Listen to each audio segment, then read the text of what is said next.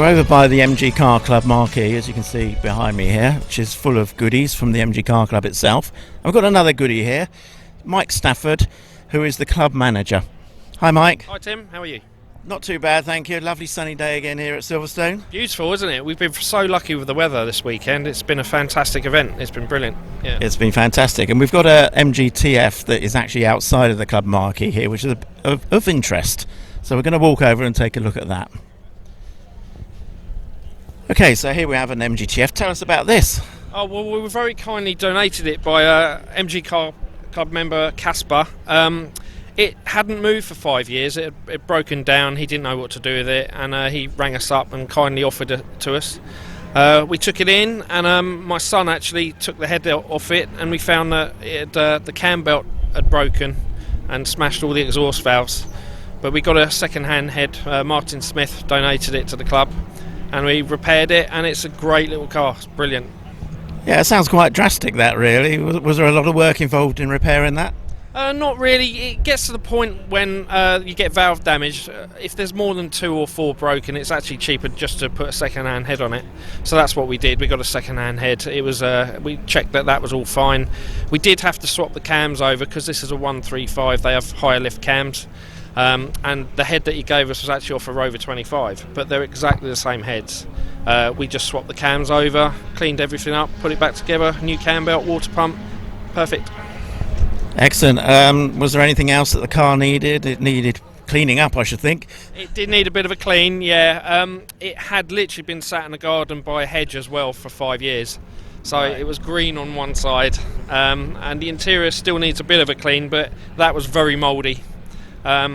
But yeah, it's actually come up really well. It's only a 30,000 mile car. It's a lovely car. The only other work we had to do was check the tyres out. That was it. And what's the intention with the car within the club? Okay, what we'd like to do is we'd like to have it kept at the club, but we would offer it to any other registers that might like to borrow it for a day or a couple of days, for any of their members that have always been curious about driving an F or TF, and let them have a try of that. So if you belong to the club, one of the registers, you can go to them and say, oh, I'd like to have a go in that TF, and then they come to you. How does that all work? Yeah, well, they can contact us as long as they've got a clean licence, obviously, and as long as they are a club member, they can be insured on the club's policy. Right. Okay, but it might be an idea for them to check with their insurance as well, but it is covered. So unfortunately, they'd have to be over 21. But we are working on that. We would like to get some of the younger members involved if they would like to borrow it.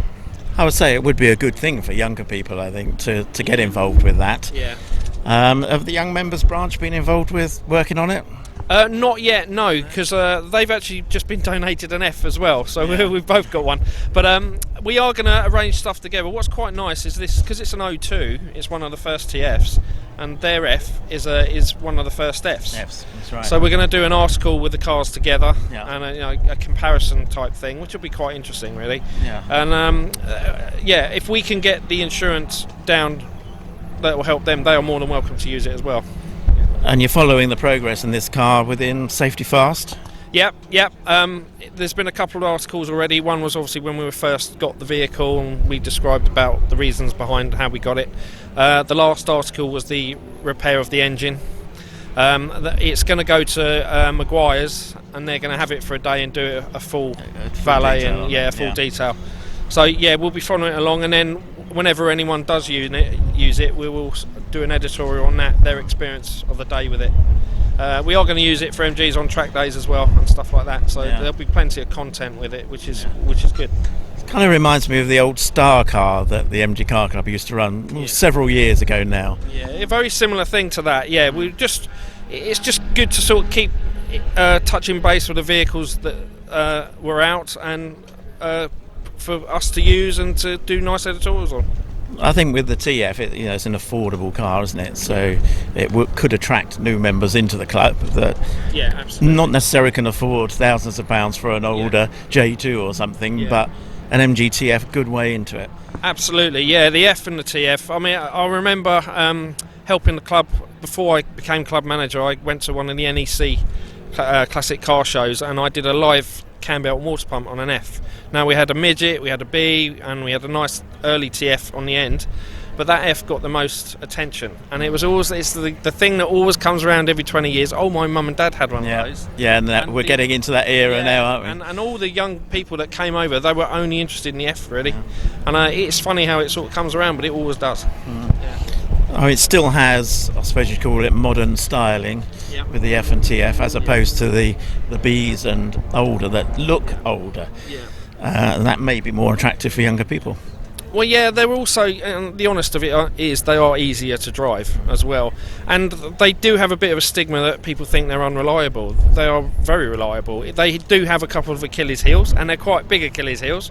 But nowadays, there are guys out there that can do the head gaskets for under £500.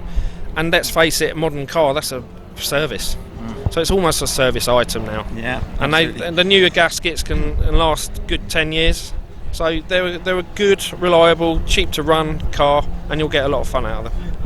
Great, thanks very much. And the future of this one, is it going to stay with the club for a long time, or will it be sold at the end of the day? It's going to stay with us for a while. If we ever do sell it, the proceeds will go to charity or anything like that. Great. Meantime, they can contact you at Kimber House and arrange a drive in it. Absolutely. Brilliant. Thanks, mate.